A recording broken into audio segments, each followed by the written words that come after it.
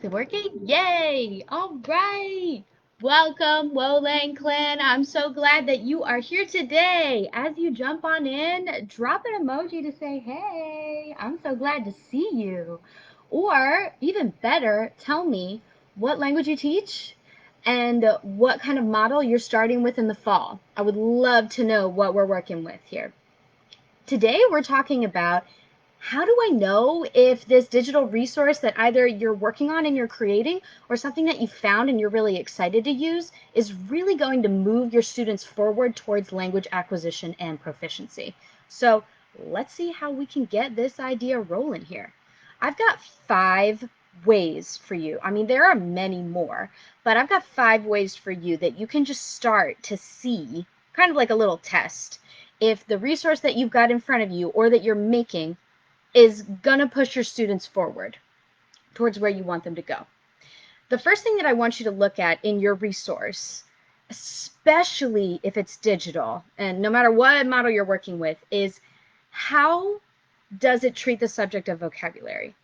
Like an easy way that you can look at this is how many vocabulary words are in the resource. If you've got something like 100 vocabulary words, that's a no-no right there. Your vocabulary should be presented in teeny tiny little chunks.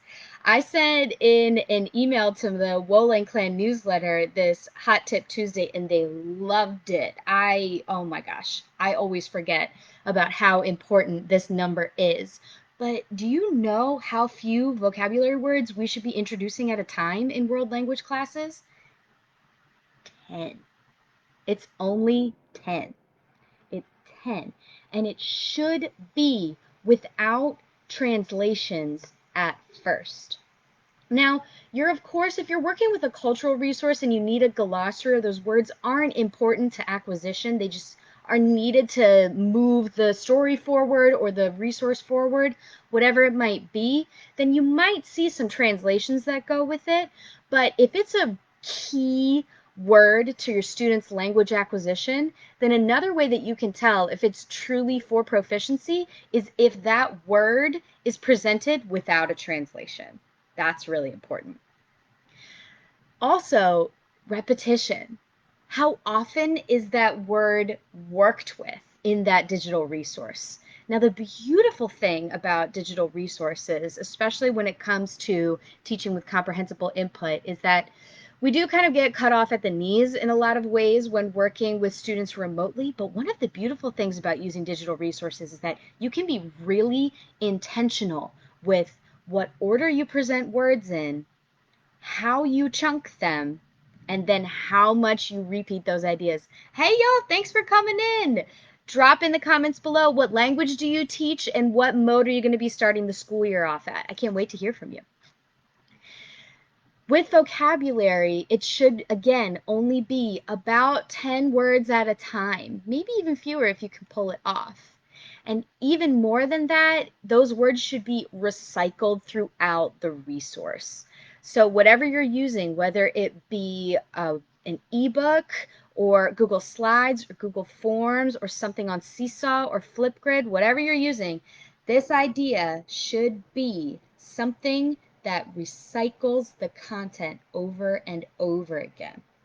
The ideal amount of repetitions for a resource and any time that your students are working with vocabulary is 25 times, 25 to 75 times. In addition to vocabulary, you can also look at the way that the vocabulary is presented and what type of questioning is used. So does the resource use tiered questioning?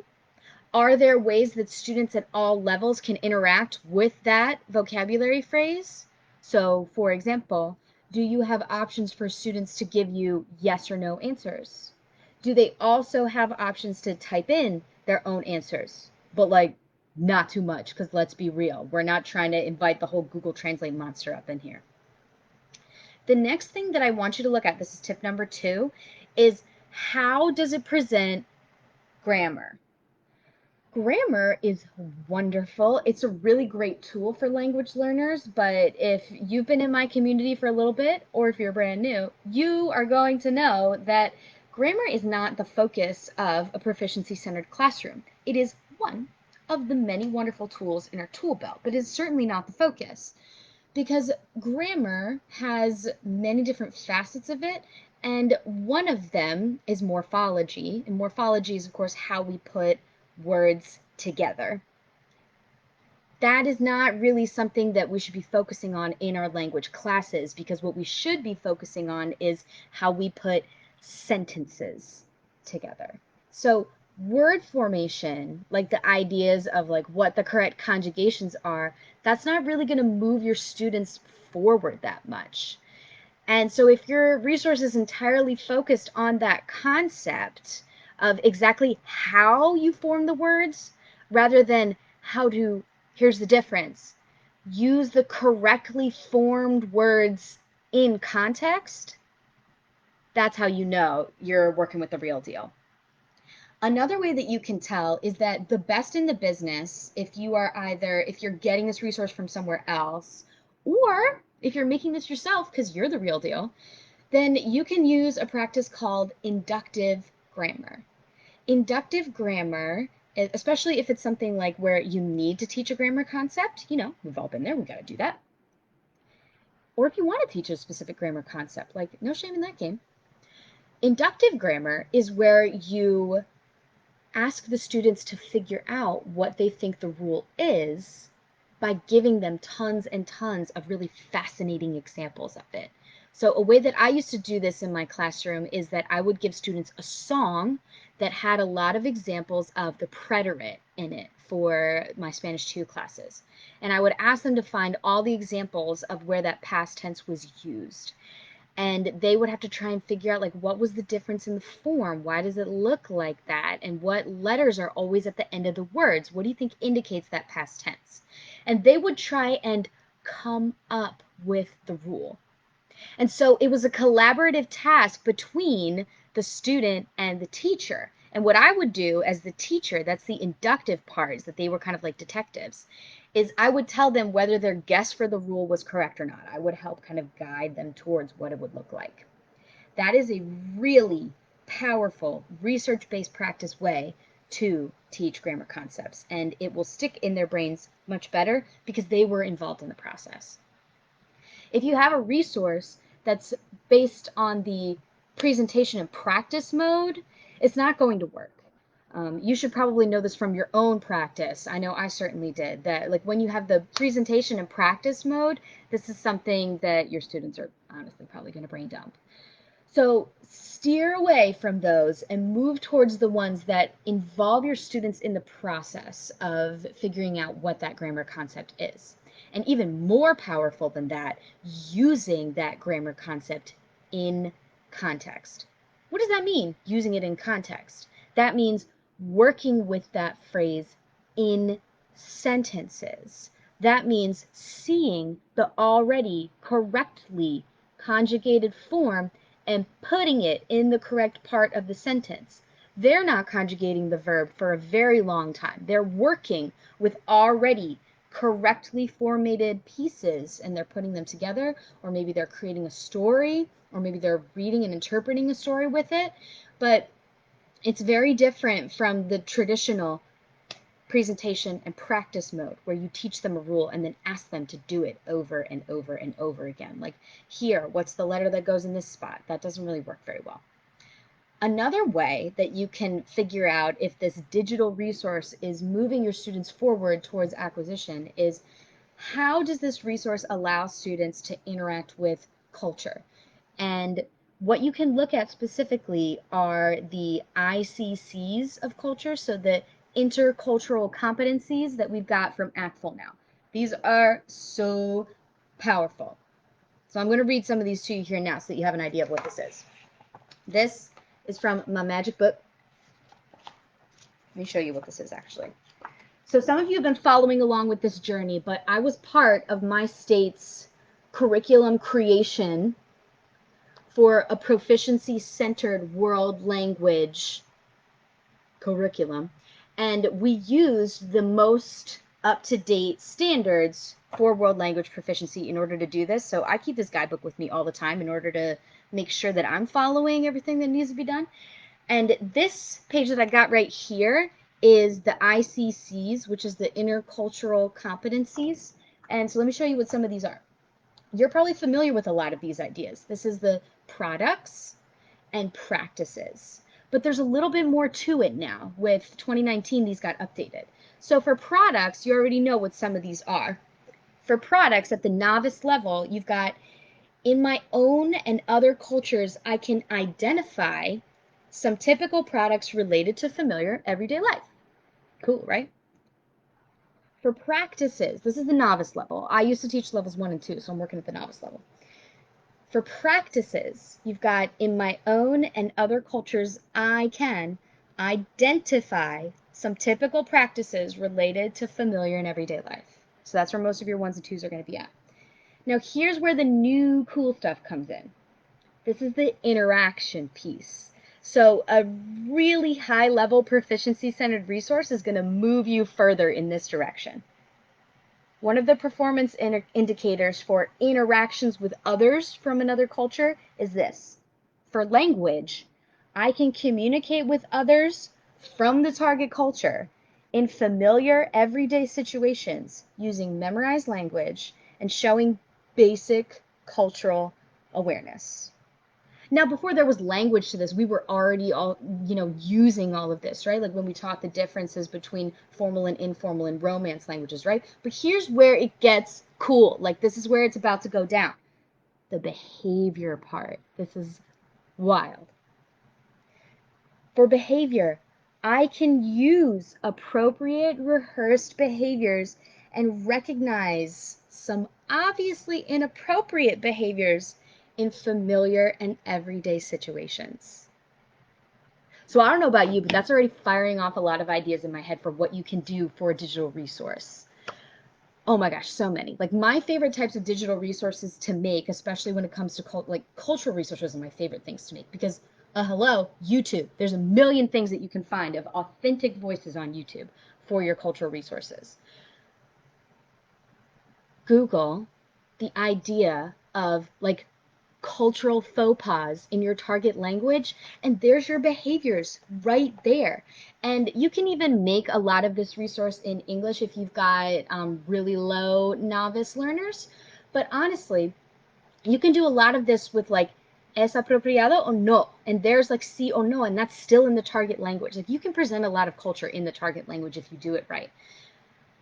If you give students an authentic video that's like a guide of how to faire la bise in France, or all kinds of like places to go and how to communicate with a concho driver in the Dominican and how not to communicate with a concho driver because there's difference.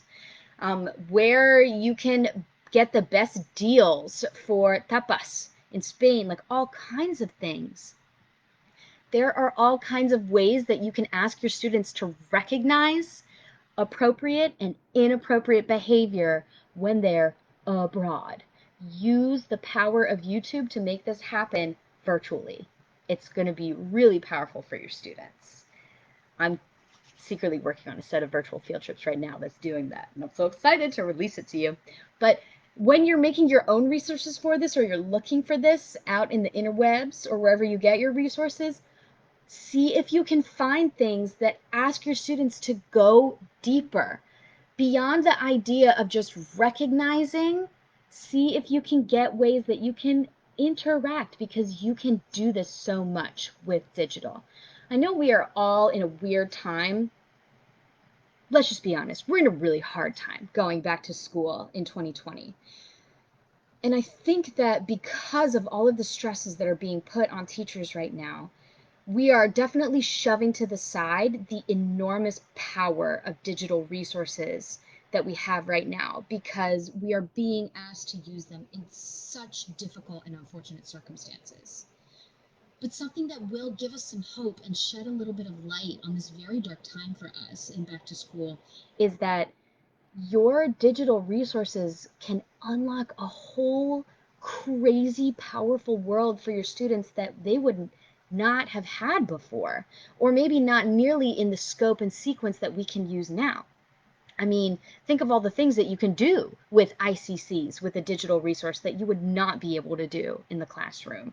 And you're going to have a lot of support from your administration in order to get these resources out there and to them because of the difficult circumstances that you're in. So that's my hardcore plug for digital for that. So we talked a lot about culture, but I know that the main focus that a lot of you are thinking about is like, oh my God, how am I ever going to get the language and the input that my students need? Here's the real truth. With digital resources, if you do it carefully or you find the right thing, you can be very intentional about how you present language and what kind of things you can put in place to make that language more accessible and comprehensible. So I want you to be looking for this number 4 idea when you're looking for digital resources. What's the percentage of input?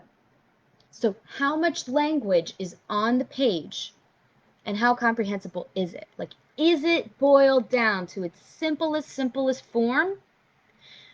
You know, that whole L+1 idea. And at the same time, in what order is that language presented? Does it have that kind of those circling techniques of going back to the same words, going back to the same ideas, those 10 vocabulary or just those 10 structures? And how does digital enhance that experience? So for example, like with a digital interactive notebook, like your students can flip between all of the pages and rework things and go back to things a lot easier. If you're working in a Google form, your students can check things off for maybe if you're doing like a check-in. I saw Annabelle from La Maestra Loca do this beautifully the other day, where she was showing teachers how if you assign students a Google form that's a check-in every day, she's a genius. You can ask them the question like, ¿Cómo te sientes hoy? How are you feeling today? And they have to check, and they have 10 different choices that are all in the target language of how are they feeling today. And so even if they don't understand maybe 5 of them, you know they're going to pick the ones that they do understand and are at least closest to how they're feeling. And then they get to interact a lot with the language and see the same words every day. And they're giving you some personality with that. So every opportunity that it can, that digital resource should be in the target language when it's good for the students. I am the type that sometimes like puts some extra notes in English just because I do teach at the novice levels, but 90% of that resource should be in the target language, and it should be very much repeated, using a lot of those circling ideas, coming back to the same vocabulary words, and all that good stuff. In digital, it's easier to get your students the targeted vocabulary and input that they need. It is. It really is. So do not settle for resources that are not giving your students the input that they need. Anything that's just covered with English or only has a few words or maybe like way too many words, stay away from it. Anything that also has a lot of open-ended questions that's not right for your level, that's not going to be great for your students either, because you know what they're going to do? They're just going to Google Translate all of it. Ask me how I know. Don't do that. You can scaffold a lot for those types of things too. And the number 5 tip that I have for you that we kind of looked at a little bit earlier is how much does that resource base its content on actful can-do statements and actful standards. So if it says that it's for German level 3 or French level 3, are you working in the intermediate low level? So are you independently creating with language? Are you independently communicating with significant grammar flaws? Like, is that what the resource is asking you or you asking the students to do? Then you're in great shape. But if your resource is working at either a higher or a lower level, then you might want to look at something different. Also, something that is really, really cool that you can keep in mind for all of my TPT users out there, something that's new. Not everybody has opted into it. I know I have, but a lot of the teacher author community has opted into this program called the Digital Activities. it's an option where if you have any resources that you've gotten that are in paper form, like a PDF, there's now an option where you can overlay that activity with an interactive digital component, which is so cool. That means that you, as a teacher, can go in and add an interactive component to every resource that you've gotten on TPT, as long as the author has opted into this. Just look, you'll see on the right, when you go to that resource, there's going to be a big red button that says digital activities or make interactive, and you'll be able to add this really cool layer. It's very quick. It only takes 5 minutes, and you can completely customize your resource, and you can even assign it to students in Google Classroom. It's really cool. So keep that in mind for resources that you're working with on anything that you get from Teachers Pay Teachers, but there's plenty of other places that you can get resources too, or if you're making them yourself. If you're working in Google Classroom, I recommend Google Forms and Google Slides are great ways to create digital resources for your students, and I also personally relied heavily on Flipgrid. That was how I ran almost all of my remote learning, especially for synchronous classes. Then they still get to see your face. So let's recap. With your digital resources, anything that you're using that's for a remote learning environment, look for these 5 things, or keep these 5 things in mind when you're creating your own. 1, sure, let's start with the pinky finger, that's cool. How does it present vocab? How often does it repeat those vocabulary words? And how many words are in there? Because it should not be more than 10, 15 maybe. 2, sure, we'll go with this finger. How does it present grammar? Does it present grammar in the traditional fashion of present and practice? Or are you working collaboratively with students to figure out a rule in the inductive grammar presentation? Or you can even do pop-up grammar, which is really fun. But it should always be in context, and you should never, ever be showing students incorrect grammar forms. That is just no-no. That's a no-no. Number 3, how does it allow students to interact with culture? Are you working with ICCs, the intercultural competencies? Number 4, what's the percentage of input? So literally how much target language is on the page, and is that target language very accessible for students and presented in a good order? Because for digital resources, you have more time to plan them because you're spending less time presenting them to students, so it's easier to plan that out. It's much more scaffolded. And then number 5 is, are they aligned for whatever level that you're working with? Are they aligned with ACTFL can-dos? And are they aligned with ACTFL standards? I hope that this has been very helpful to you in making sure that your digital resources are moving your students toward proficiency. Yes, you can still do this via distance learning. I did it for 3 months, and I know that there are so many talented teachers out there like you who are going to successfully do it this year too, despite all of the curveballs that are thrown at you. I'm sending a million good vibes your way for this back to school season and for the rest of the year. And just as a reminder, there's an amazing sale going on right now if you're catching this today, and yeah, it ends tonight. So don't miss out. Use the code BTS20 to get up to 25% off of all the digital resources you could ever need on TPT right now. And if you're catching this later, be sure to follow me on Teachers Pay Teachers or on Instagram or Facebook so that you don't miss the next one.